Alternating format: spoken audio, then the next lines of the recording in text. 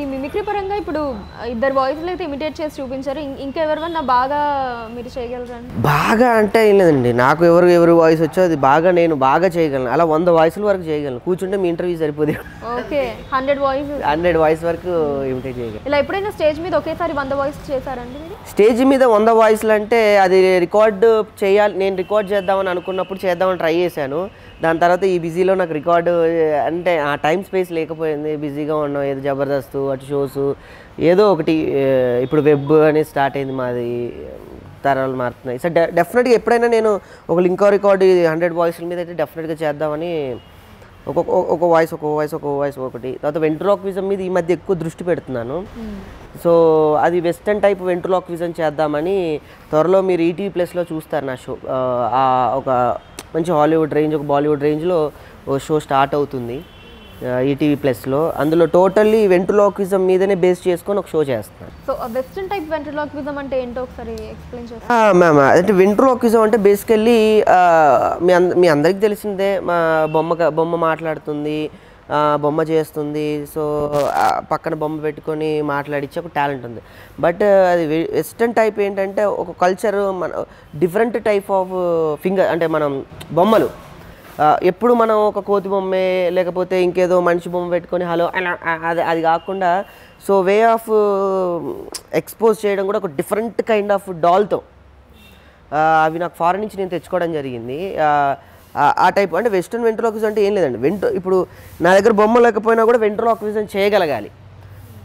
అది ఎలా ఉంటుంది, ఇప్పుడు నేను ఒకవేళ కనుక ఈ ఫోన్తో నేను ఎటువంటి సంభాషణ అంటే నేను మాట్లాడగలిగితే hello yeah how you yeah there hello ఎక్కడ, నేను ఫిలిం నగర్లో ఉన్నా, నువ్వెక్కడున్నావు, మెహదీపట్నంలో ఉన్నా. అది ఒక కైండ్ ఆఫ్ ఒక వెంట్రులాక్విజం. అంటే వే ఆఫ్ దగ్గరగా ఉన్నా కూడా మనం ఒక వ్యక్తిని మనం భ్రమ కలిగించవచ్చు ఎట్ ఏ టైంలో. అంటే ఆ టైప్లో అక్కడి నుంచి అంటే అక్కడ వాయిస్, ఆ బ్రెడ్ మాట్లాడితే ఎలా ఉంటుంది, కాఫీలోంచి ఒక వాయిస్, వాటర్ బాటిల్లోంచి అలా ఒక కైండ్ ఆఫ్ వాయిస్ ఉంటుంది. ఒకే వాయిస్ కాదు, మళ్ళీ ఒకే టైంలో ఒక 2 టైప్ ఆఫ్ వెర్షన్స్ వాయిస్, ఒకే గొంతులో 2 వాయిస్లు రావడం.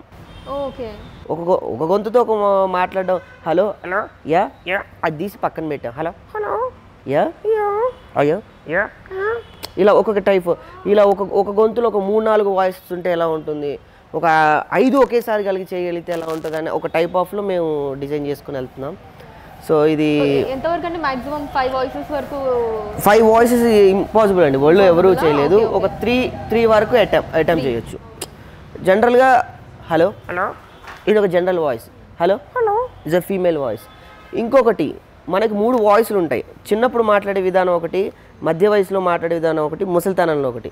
ఆ ముసలితనంలో వచ్చి hello hello yeah you you అదొక వాయిస్ తీసుకోవచ్చు ముసలితనం. ఈ 3 వే ఆఫ్ ఒకే ట్రాక్లో మాట్లాడితే ఎలా ఉంటుందో అనేది ఈ వెంట్రులాక్విజంలో ఎక్కువగా మిమిక్రీ శ్రీనివాస్ గారు అని చెప్పేసి ఆయన గురుగారు మా వెంట్రులాక్విజాన్ని భారతదేశ వ్యాప్తంగా దానికన్నా ముందున్నారు. కానీ మన తెలుగులో వెంట్రులాక్విజాన్ని మాత్రం మిమిక్రీ శ్రీనివాస్ గారు ఎక్కువ ప్రభావితం చేయడం జరిగింది మా లాంటి ఆర్టిస్ట్ని. ఆయన చాలా కైండ్ ఆఫ్ వెంట్రులాక్విజమ్స్ చేసి దాన్ని ఇంకొంచెం ముందుకు తీసుకెళ్ళాలంటే మాలాంటి యూత్ ఇంకా దాని మీద ఇప్పుడు కొన్ని ఆర్ట్స్ మొత్తానికి అంతరించిపోయినాయి. ఇప్పుడు అసలు ఎవరికి కూడా తెలియదు.